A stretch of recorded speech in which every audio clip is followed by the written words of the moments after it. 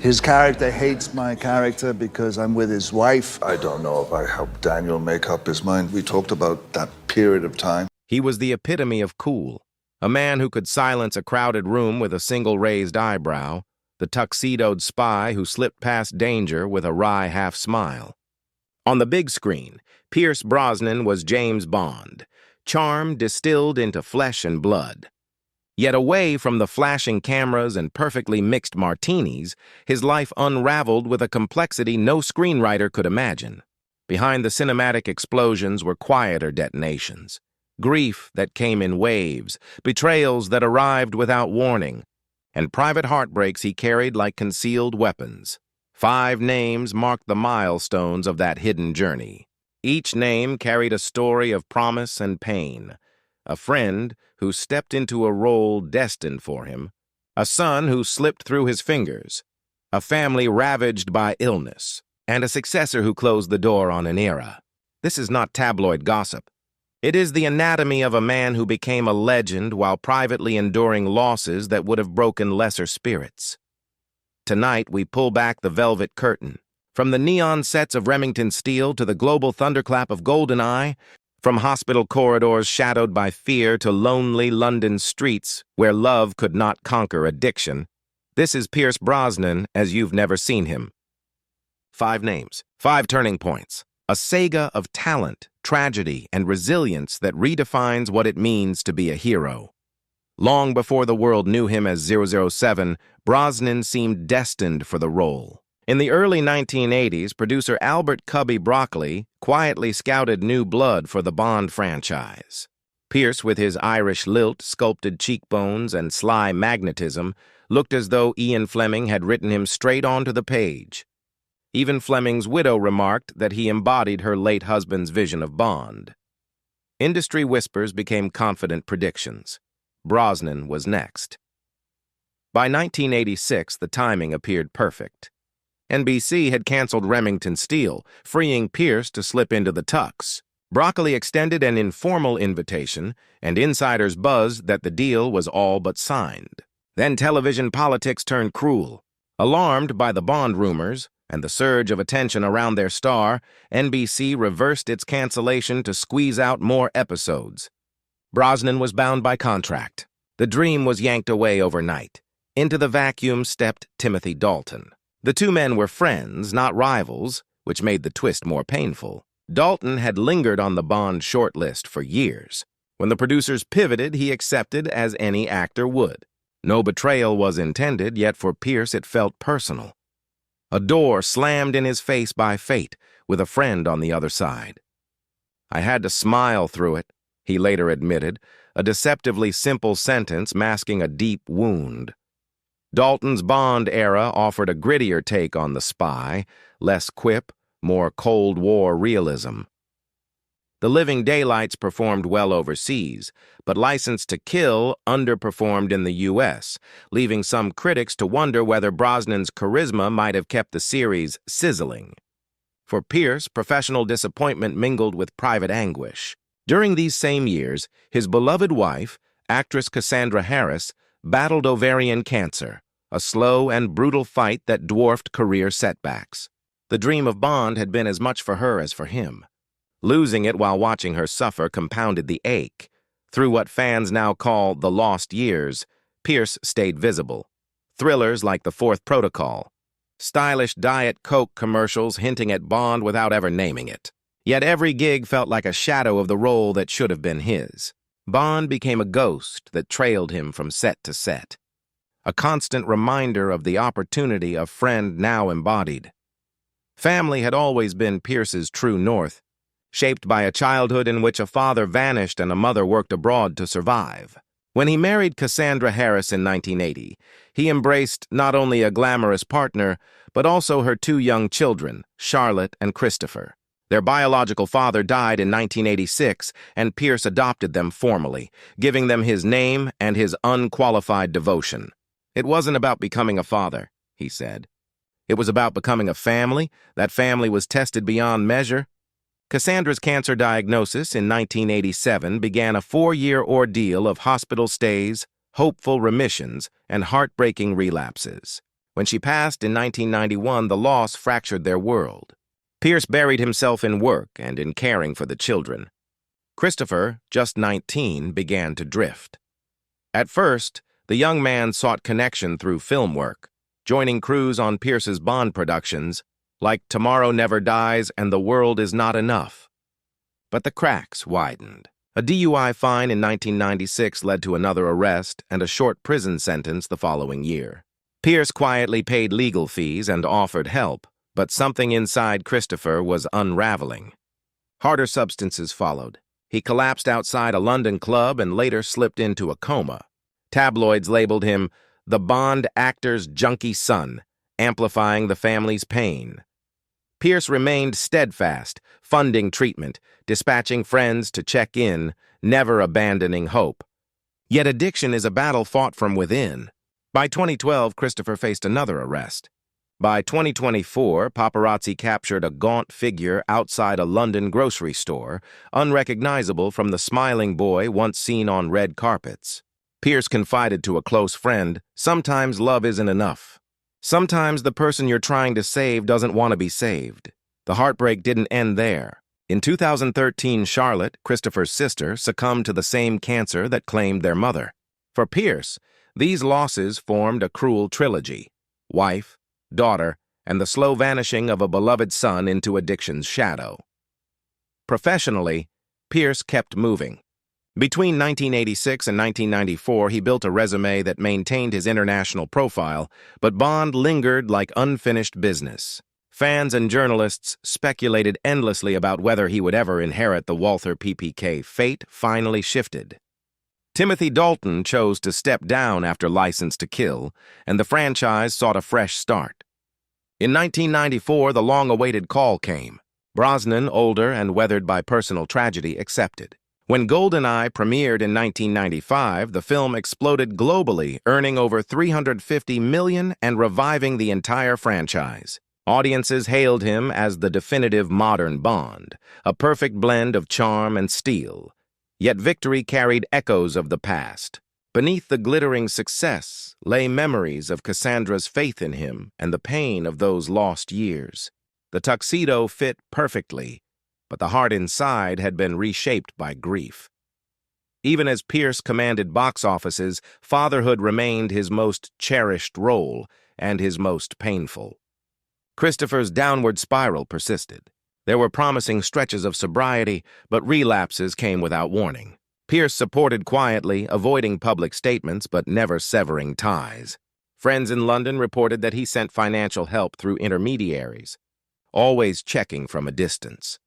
The struggle mirrored an earlier helplessness, the vigil by Cassandra's bedside, the sleepless nights when love could not halt disease. Addiction, like cancer, disregarded devotion.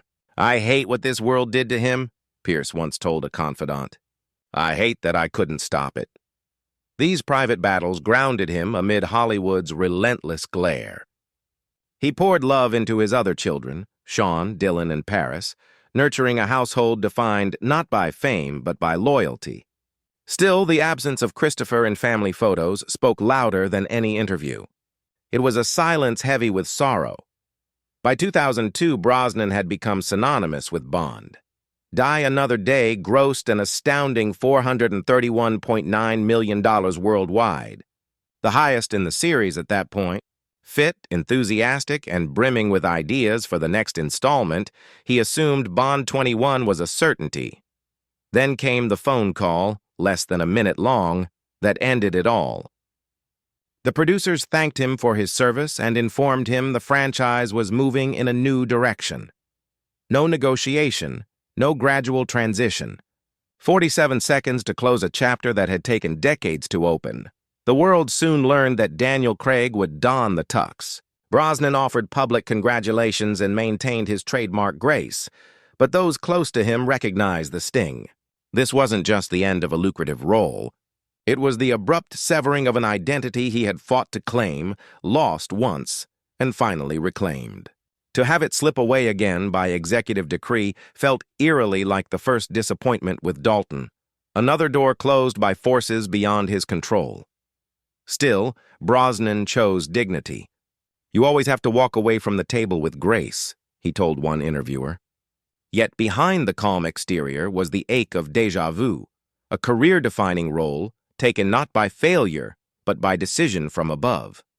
Time, however, has a way of reframing wounds. Across 4 Bond films, Brosnan's era amassed more than $1.64 billion in box office revenue and inspired a generation of fans. Away from 007, he delivered acclaimed performances in dramas like The Matador, The Ghostwriter, and The November Man, proving his range extended well beyond shaken martinis. In his personal life, he found enduring love with journalist and environmentalist Keely Shea Smith, building a home where art and family intertwine. He advocates for environmental causes and remains a devoted father and grandfather, embracing roles defined by compassion rather than spectacle. The 5 names that once embodied grief and rivalry, Timothy Dalton, Cassandra Harris, Christopher and Charlotte Brosnan, Daniel Craig, still echo through his story, yet they no longer define it. They are chapters in a larger narrative of resilience.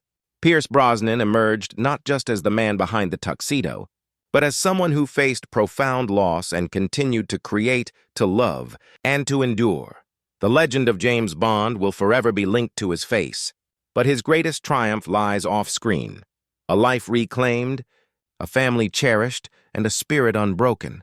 When the tuxedo was finally hung up, many assumed Pierce Brosnan would drift into a quiet semi-retirement, forever the former 007. Instead, he treated the post-Bond years as a blank canvas. Free from the strict silhouette of the super spy, he chose roles that startled audiences and critics alike. In The Matador, 2005, he played a morally bankrupt hitman in loud shirts and sweat-stained nerves, a far cry from the immaculate Bond. The performance earned a Golden Globe nomination and fresh respect for his range. He followed with The Ghostwriter, Roman Polanski's political thriller, where his understated menace as a former prime minister reminded audiences that he could do subtle just as well as spectacle. And then came Mamma Mia, a joyous, self-parodying leap into musical comedy that turned him into an unlikely karaoke icon. Each project was a quiet rebuttal to the notion that he existed only in a tailored dinner jacket. Long before the red carpets, Pierce had found solace in painting. As a boy in Navan, Ireland, he sketched to escape the loneliness of boarding houses and absent parents. During Cassandra's illness, canvases once again became confidants, absorbing grief when words felt inadequate. After Bond, he finally allowed the world to see this hidden side. His works, bold splashes of color, faces half-formed and haunting, began appearing in charity exhibitions. One painting, titled Earplugs, fetched $1.4 million for Haitian relief. It's a form of meditation, he explained. The act of mixing color, of losing yourself in texture, pulls you out of the noise. For a man long defined by image, painting offered the rare chance to create without performance. In the 1990s, on a Mexican beach where sea and sky met in a quiet dusk, Brosnan met journalist and environmentalist Keely Shea Smith. Their first conversation stretched late into the night. By 2001, they were married in an intimate Irish ceremony surrounded by wildflowers and sea air. Keely brought stability and laughter, qualities Pierce once thought lost forever after Cassandra's death. Together they built a life steeped in both art and activism. They raised sons Dylan and Paris with a fierce insistence on normalcy. Home-cooked meals, ocean swims, family art nights. She has given me a life I never dreamed of, Pierce has said. Love becomes richer when you've known loss. The couple's shared passion for the planet transformed into tireless advocacy. Pierce joined campaigns against offshore drilling, became a prominent voice for the Natural Resources Defense Council, and supported nuclear disarmament initiatives. He and Keely produced documentaries highlighting ocean conservation, their names appearing on petitions and policy letters as frequently as on movie posters. Hollywood clout turned into leverage for causes that might otherwise remain footnotes. He often remarked that fame is a currency, and you must decide where to spend it. For him, the oceans and the climate crisis proved worthy investments. Time softened whatever sting remained from that 47-second phone call. When Daniel Craig's Casino Royale debuted to critical acclaim, Brosnan publicly applauded it. Privately, he appreciated how the character evolved, grittier, more emotionally vulnerable, echoing the direction he had once advocated. Occasionally, at industry events, the two Bonds exchanged warm greetings, a quiet signal that the tuxedo was big enough for many shoulders. Asked about Craig, Pierce simply said, "He's magnificent. Bond must change to survive." The statement carried no bitterness, only the calm of a man who had learned that legacy is a relay, not a possession. Fatherhood remained his deepest calling. With Dylan and Paris, he practiced an intentional presence, school concerts, art critiques, surfing trips along the Malibu coast. Sean, his son with Cassandra, forged his own film career, and Pierce celebrated each milestone with unguarded pride. Christopher, though largely absent, was never forgotten. Pierce continued to send quiet support through friends in London, a lifeline that asked for nothing in return. "He will always be my son," he once said, "and love never stops." Even when distance grows, grandfatherhood brought fresh joy, a gentler second chance to nurture without the pressures that once weighed on him. The world eventually honored more than his suave screen persona. Ireland celebrated him as a cultural ambassador. Hollywood embedded his star on the Walk of Fame. Film festivals from Deauville to Dublin presented Lifetime Achievement Awards, praising both artistic versatility and humanitarian impact. These tributes, while gratifying, mattered less to him than the quiet acknowledgments. Letters from young Irish actors he had mentored, a thank you note from a conservation group whose campaign he helped fund. Accolades are lovely, he mused, but legacy lives in people, not trophies. Now in his 70s, Pierce speaks with the unhurried cadence of someone who has survived both the frenzy of fame and the stillness of grief. He practices yoga, paints at dawn, and treats each role, be it a small indie drama or a streaming thriller, as a new adventure rather than a career necessity. Asked what success means, he often returns to the same refrain: to love and be loved, to create something that lasts beyond you, to stay kind. He knows that the 5 names that once defined his pain, Timothy, Cassandra, Christopher, Charlotte, Daniel, are woven into a larger tapestry of perseverance. Age has not dimmed his magnetism. It has refined it. The tuxedo may belong to another generation, but Pierce Brosnan stands as proof that real elegance is not tailored. It is earned. With decades of triumphs and scars behind him, Pierce Brosnan has quietly embraced the role of mentor. Young Irish actors often speak of late-night calls or unannounced visits to rehearsals, moments when the former Bond listened more than he advised. He funds scholarships for drama students in Dublin and underwrites small theater companies that nurture experimental voices. These gestures rarely reach headlines. He prefers it that way. "Someone once did the same for me," he says simply. The best thank you is to pass it forward. His support has launched indie films that might never have seen daylight, ensuring the next generation finds its own spotlight without compromise. Even off-screen, Brosnan remains a quiet style icon. Photographers still marvel at his effortless elegance: a linen shirt half-tucked, silver hair catching seaside light, a watch chosen for history rather than price. In the 1990s, his Bond popularized narrow lapel suits and resurrected the tuxedo as a symbol of understated power. Fashion.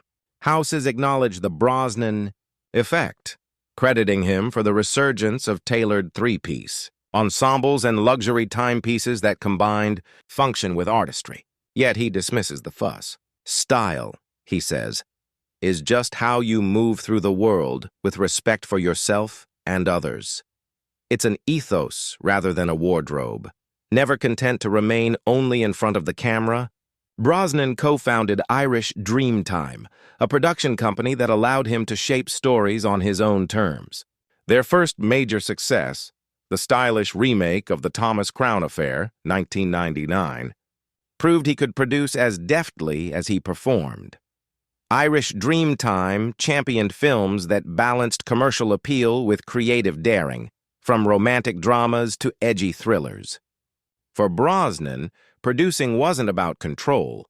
It was about collaboration, the joy of assembling teams and shepherding ideas from script to screen. It's like painting on a larger canvas, he often says. While many of his peers retreated from the limelight, Brosnan adapted to Hollywood's shifting landscape with the same poise that once defined his bond.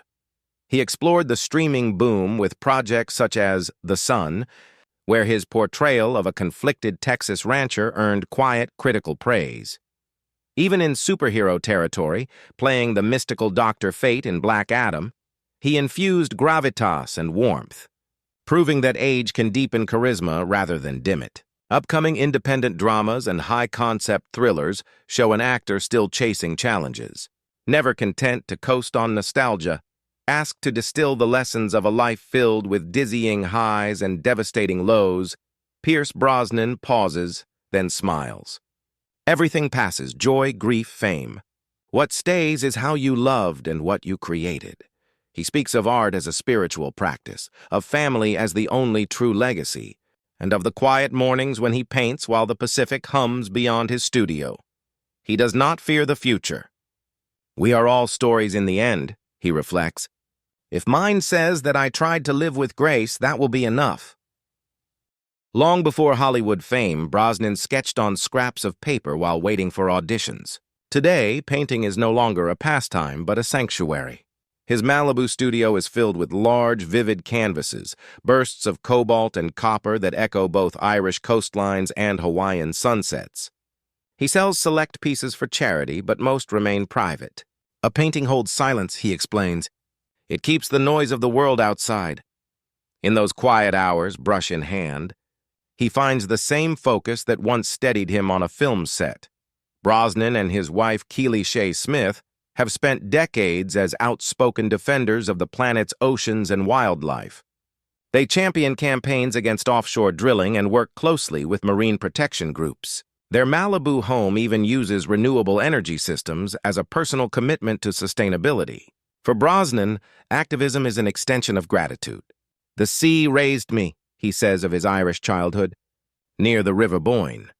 Protecting, it feels like repaying an old debt. His influence has helped secure millions in funding for coastal conservation projects worldwide. Beyond the environment, Brosnan lends his name and wallet to humanitarian efforts from AIDS research to children's hospitals. Rather than simply attending galas, he quietly finances medical equipment and scholarships. Friends say he treats charity as a responsibility rather than publicity. Pierce believes success demands stewardship, notes one longtime collaborator. He never wants to be the man who only wrote checks. He wants to change outcomes. Despite his megawatt status, Brosnan maintains an unusually warm rapport with admirers. He remembers faces, asks about families, and often spends extra minutes signing autographs long after red carpets close.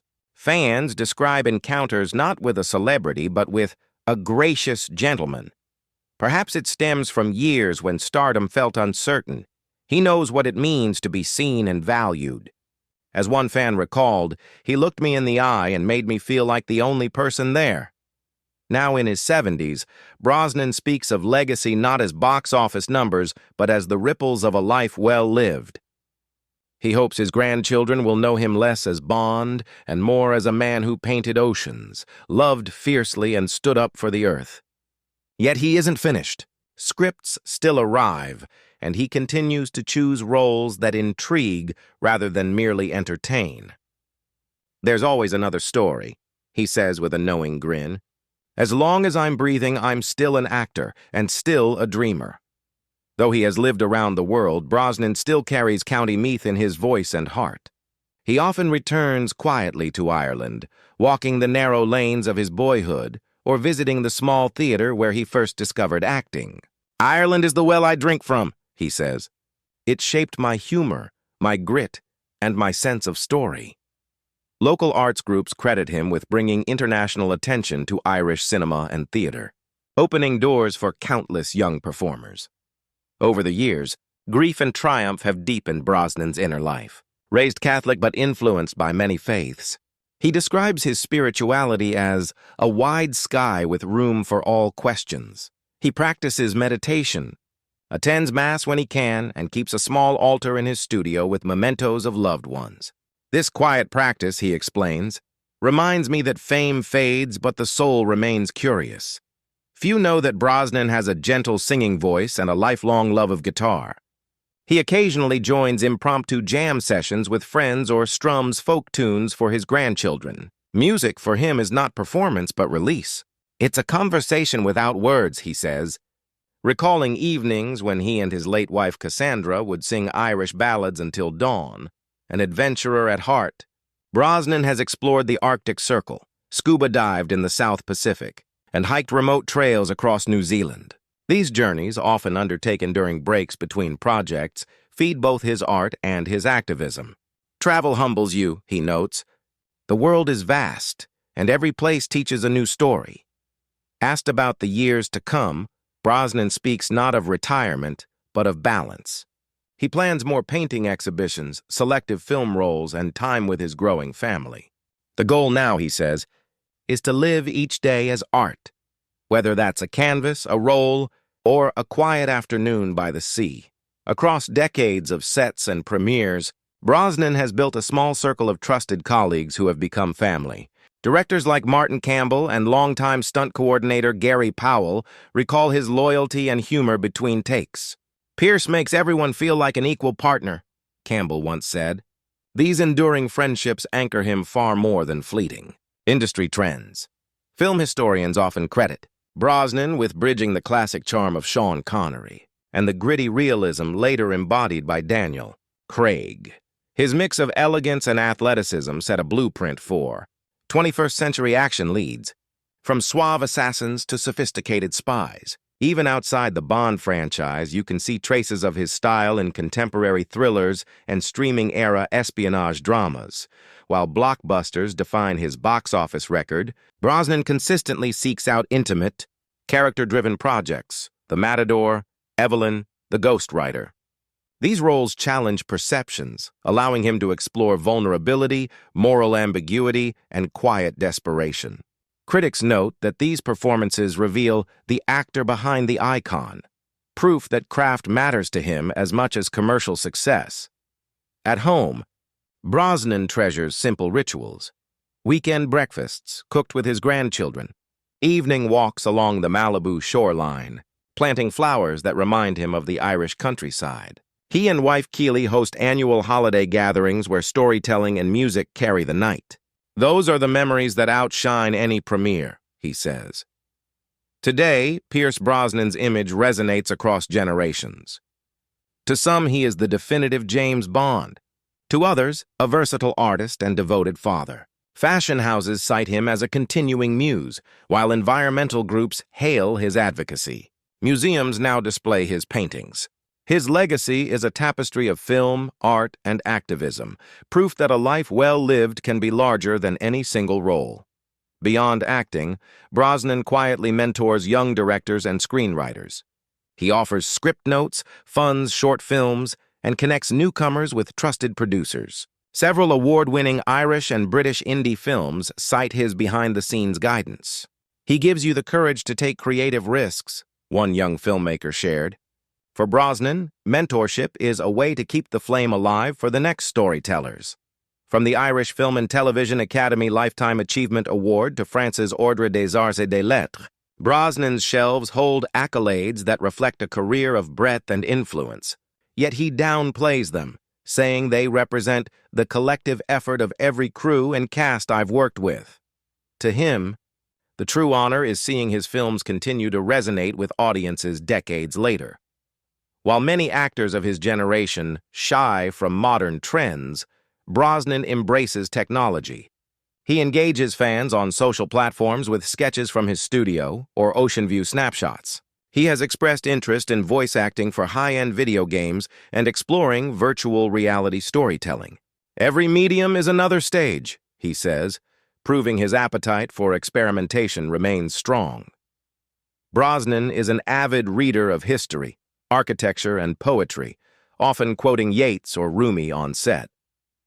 He's taken photography courses, studied marine biology basics to support his environmental work, and continues to hone painting techniques with private instructors. Curiosity keeps you young, he remarks. It's the best antidote to complacency. Perhaps the through line of Brosnan's life is resilience.